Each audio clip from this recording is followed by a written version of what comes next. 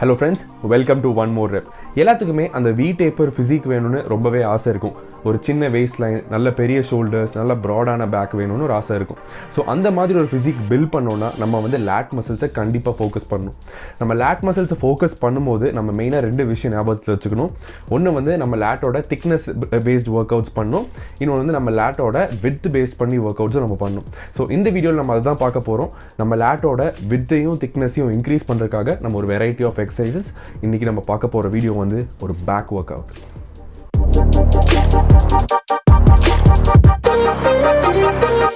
Back ஒர்க் அவுட்டில் நம்ம ஃபர்ஸ்ட் என்ன பண்ண போகிறோம்னா புல்அப்ஸ். ஸோ புல்அப்ஸ் வந்து நான் பேக் ஒர்க் அவுட்டில் வந்து ஒரு வார்ம் அப் மாதிரி பண்ணுவேன். ஸோ இந்த வார்ம் அப் செட்டை நம்ம வந்து புல்அப்ஸ் பண்ணும்போது என்ன ஆகும்னா நம்மளோட டோட்டல் பேக் மசில்ஸில் வந்து நல்ல பிளட் ஃப்ளோ இருக்கும். ஸோ நம்மளோட மெயின் எக்ஸசைஸுக்கு வந்து நம்மளை ப்ரிப்பேர் பண்ணி விடும். ஸோ புல்அப்ஸ் பண்ணுறதுனால நம்மளுக்கு இன்னும் சில அட்வான்டேஜஸ் என்னென்னா நம்மளோட பேக், நம்மளோட ஷோல்டர்ஸ், நம்மளோட ஆர்ம்ஸ், அப்புறம் நம்மளோட கிரிப் ஸ்ட்ரென்த் எல்லாத்தையும் இம்ப்ரூவ் பண்ணுறதுக்கு புல்அப்ஸ் ரொம்பவே ஹெல்ப்ஃபுல்லாக இருக்கும் நம்மளுக்கு. புல்அப்ஸ் பண்ணும்போது யூஸ்வலாக டிஃப்ரெண்ட் டைப்ஸ் ஆஃப் கிரிப்ஸ் இருக்குது. பட் இந்த வீடியோவில் நான் வந்து ஒரு நியூட்ரல் கிரிப் புல்அப் பண்ணியிருக்கேன். நம்ம வார்ம் அப்புக்கு புல்அப்ஸ் பண்ணி முடிச்சதுக்கப்புறம் நம்ம ஃபர்ஸ்ட் பண்ண போகிற பவர் மூவ்மெண்ட் வந்து டெட்லிஃப்ட். டெட்லிஃப்ட் வந்து நம்மளோட பேக்கையும் நம்மளோட ஹாம்ஸ்ட்ரிங்ஸையும் பில்ட் பண்ணுறதுக்கு ஒரு அமேசிங்கான ஒரு எக்ஸசைஸ். ஸோ இந்த டெட்லிஃப்ட் பண்ணுறது கொஞ்சம் கஷ்டம் தான். ஸோ கற்றுக்கிறதுக்கு கொஞ்சம் டைம் ஆகும். அது மட்டும் இல்லை, டெட்லிஃப்ட் பண்ணுறதுக்கு நம்மளுக்கு ரொம்பவே ஜாஸ்தி எனர்ஜி தேவை. ஸோ நம்ம இது ஒர்க் அவுட்டோட கடைசியில் பண்ணோன்னா நம்மளுக்கு அவ்வளோக்கா ஹெவியாக லிஃப்ட் பண்ண முடியாது.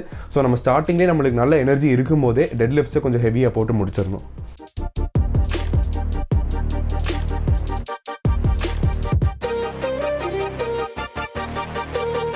யூஸ்வலாக டெட்லிஃப்ட்ஸ் பண்ணும்போது பாரை வந்து ரெண்டு விதமாக பிடிப்பாங்க. ஸோ ரெண்டு கையும் ஸ்ட்ரைட்டாக வச்சு இப்படி ஹோல்ட் பண்ணுறது வந்து ப்ரோனேட்டட் கிரிப்னு சொல்லுவாங்க.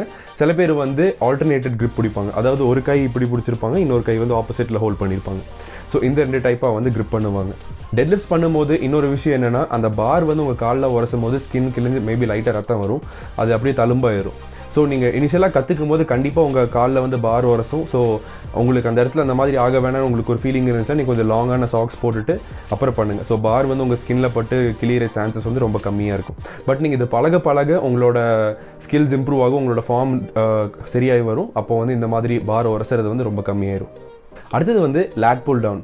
இந்த பேக் எக்ஸசைஸ் வந்து கற்றுக்கிறதுக்கு ரொம்பவே ஈஸி, ப்ளஸ் இது ரொம்பவே எஃபெக்டிவ் கூட. ஸோ இந்த லேட் புல் டவுன் வந்து நம்ம பேக்கோட சைஸையும் ஸ்ட்ரென்த்தையும் இம்ப்ரூவ் பண்ணுறதுக்கு ரொம்பவே ஒரு முக்கியமான ஒரு எக்ஸசைஸ்.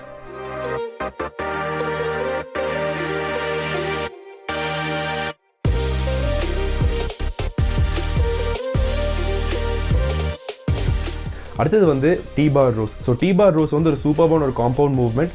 T-bar rows பண்ணும்போது நம்மளோட அப்பர் ட்ராப்ஸ், லோவர் ட்ராப்ஸ், நம்மளோட ஆர்ம்ஸ், நம்மளோட லேட் மசில்ஸ் எல்லாமே வந்து ஒர்க் ஆகும். பட் ப்ரைமரியாக அதை ஃபோக்கஸ் பண்ணுற மசில் வந்து நம்மளோட லேட் மசில்ஸ். இந்த வீடியோவில் நான் வந்து ஒரு அசிஸ்டட் மிஷினில் வச்சு பண்ணிகிட்டு இருக்கிறேன். ஸோ இந்த மிஷினில் பண்ணும்போது ஒரு அட்வான்டேஜ் என்னென்னா நம்மளோட லெக்கை யூஸ் பண்ணாமல் நம்மளோட ஆர்ம்ஸை மட்டுமே யூஸ் பண்ணி நம்ம இந்த ஒர்க் அவுட்டை பண்ணுவோம். ஸோ நம்மளுக்கு இது வந்து இந்த பாடி மொமெண்டம் யூஸ் பண்ணி பண்ணுறதை விட இது ரொம்பவே எஃபெக்டிவாக இருக்கும். பட் உங்கள் ஜிம்மில் இந்த அசிஸ்டட் மிஷின் கிடையாதுன்னா நீங்கள் வந்து ஒரு பார்பெல் வச்சு நீங்கள் T-bar rows பண்ணலாம். இல்லாட்டி உங்கள் ஜிம்மில் T-bar மிஷின் இருந்துச்சுன்னா நீங்கள் அதில் கூட T-bar rows பண்ணலாம். அடுத்தது வந்து ஒரு super set barbell rows plus seated cable rows. So இந்த பார்பெல் ரோஸ் வந்து ரொம்பவே ஒரு ஸ்ட்ரெயிட் ஃபார்வர்டான ஒரு எக்ஸசைஸ். நிறைய பேர் பார்த்துருப்பீங்க, பழைய அர்னால்ட் வீடியோஸில் கூட இந்த பார்பெல் ரோஸ் பண்ணுவாங்க. ஸோ இந்த பார்பெல் ரோஸ் பண்ணும்போது நம்ம கவனிக்க வேண்டிய ஒரே ஒரு விஷயம்னா நம்மளோட ஸ்பைன் வந்து நியூட்ரலாக இருக்கணும். அதாவது ஒரு ஸ்ட்ரெயிட்டாக இருக்கணும். ஏன்னா கூன் விழுந்த மாதிரி இருந்து பண்ணோன்னா நம்மளுக்கு வந்து பேக் இன்ஜுரி வரக்கு சான்சஸ் இருக்குது. பார்பெல் ரோஸ் முடிச்ச உடனே நம்ம பண்ண போகிறது வந்து சீட்டட் ரோஸ். சீட்டட் ரோஸ் வந்து பார்பெல் ரோஸுக்கு கம்பேர் பண்ணும்போது இன்ஜரி ரிஸ்க் வந்து ரொம்பவே கம்மியான ஒரு எக்ஸசைஸ். ப்ளஸ் இதை லேர்ன் பண்ணுறது ரொம்பவே ஈஸி. ஸோ பிகினர்ஸ்க்கு வந்து இது ரொம்பவே சூட்டபுளாக இருக்கும்.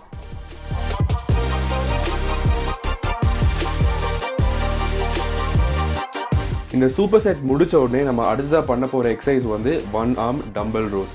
இது ஒரு கிளாசிக்கான ஒரு எக்ஸசைஸ், ப்ளஸ் என்னோட ஃபேவரட் எக்ஸசைஸ் கூட. பர்சனலாக இந்த எக்ஸசைஸ் பண்ணும்போது எனக்கு என்னோட பேக் வந்து ரொம்ப நல்லா பம்ப் ஆகிற மாதிரி ஃபீல் ஆகும். ஸோ நீங்களும் ட்ரை பண்ணி பார்த்துட்டு எப்படி ஃபீல் பண்ணுங்க எனக்கு சொல்லுங்கள்.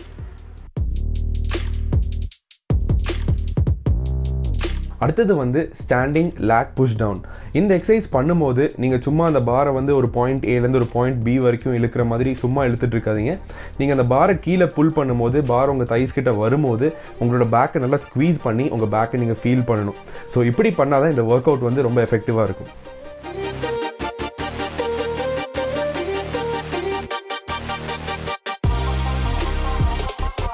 கடைசி எக்ஸசைஸ் வந்து ஹைப்பர் எக்ஸ்டென்ஷன்ஸ். ஹைப்பர் எக்ஸ்டென்ஷன் வந்து நம்மளோட பேக்கை ஸ்ட்ரெங்தன் பண்ணுறதுக்கு ஒரு நல்ல ஒரு எக்ஸசைஸ் தான். பட் நிறைய இன்ட்ரெஸ்டிங்கான கேரக்டர்ஸ் என்ன பண்ணுவாங்கன்னா, பேக் பெயின் இருக்கும்போது போய் ஹைப்பர் எக்ஸ்டென்ஷன் பண்ணுவாங்க.